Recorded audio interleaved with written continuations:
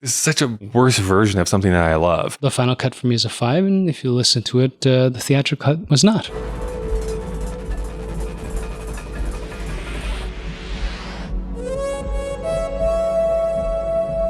Welcome back. Welcome back. Versus the Machine. Welcome back, Cotter.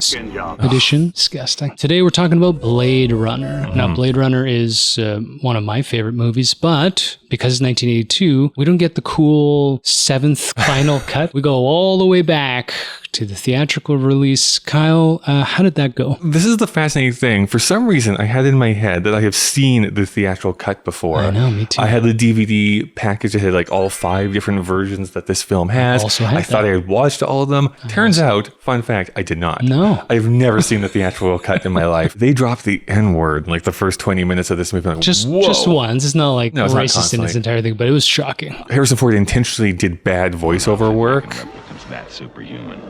The Tyrell Corporation. That they were going to cut it out of the film, and then they left it in It's the theatrical narrated cut. as a call out to original film noirs. I'd never seen that version before. Me neither. I don't think any of the voiceover adds anything. Most of the time, he's just literally telling you what you're seeing on I'm sitting screen. in a car in the rain. The more egregious thing, though, is that it takes the ending of the film, and instead of it being, in my opinion, a better way to end this story, in a much more like subdued, introspective, vibey. not nihilistic, Yeah, pessimistic cynical. way, but cynical, pessimistic way. Nihilistic's fine. They wrap it up in this weird, like, positive, like, I'm going to live the rest of my days with the woman I love. Flying over green What? pastures. Why did they even shoot that scene? That's the real question. You've just had, like, the best speech that any person has ever done in a movie. Like tears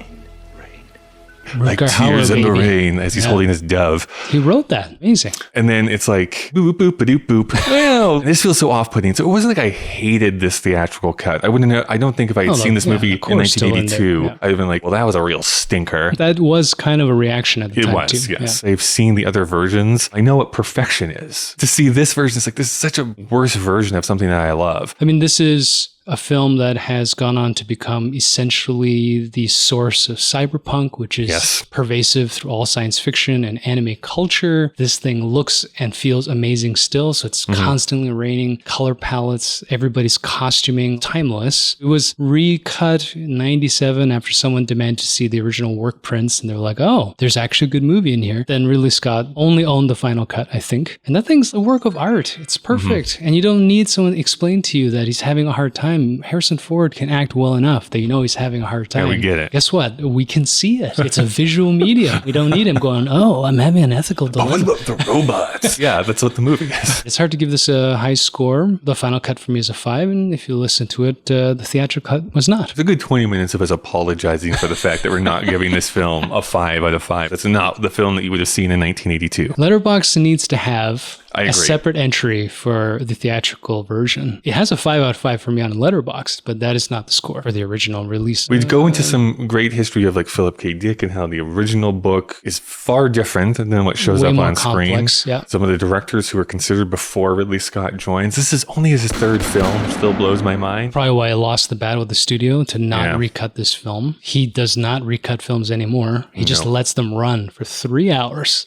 I wonder if that's just basically his thing is like, fuck you, 3 hours. Although Blade Runner Final Cut's only 2 hours. Every which is note the studio gives me is another hour. wrong. Harrison Ford and Ridley Scott didn't like each other when No. they shot this. Apparently they're on good terms now, but yeah, for many years. 40 years later. I mean, it's shot entirely in the rain, so probably wasn't a pleasant experience. At night too. So yeah, it's it would not. have been awful, actually. the And Harrison greatest. Ford, of all the characters, is always in the rain. Sean Young didn't go outside. I mean, there's one scene where she's on the street. Yeah. He was wet for that entire production. Kind of similar to Poltergeist. There is actually, technically, they call it the Blade Runner curse. There's a bunch of advertisements you see all over that. You see yes, Atari, you you see did bring this Coke. up. Every single company that's shown on screen went out of business or had like the worst year of their fiscal life after this movie came out. I was watching something, and they actually flashed a an Atari logo on it later in 2049. There's rumors of another film. Yes, there's rumors there and TV shows. There was an anime. The shorts that led up to 2049 are actually really good. Ghost in They're the on Shell YouTube. is basically fan fiction from Blade Runner. More or less. It was a really interesting experience watching the theatrical cut. The core is all there, so it's still a good movie. If you're not into vibes and depressing things and existential questioning in a film, you won't like it. Otherwise, best movie I've ever seen. What do you think about it? Leave us your thoughts down below and go and listen to our full audio podcast anywhere you get podcasts from. What are we talking about next time? No idea. We get to go back to school. We're taking our dad's Corvette to go to Ridgemont High and have some fast times. You're so excited for a shitty movie. We're going to have such a good fight about this movie. It's going to be great. After all, they are emotionally inexperienced with only a few years in which to store up the experiences which you and I take for granted. You're talking about memories.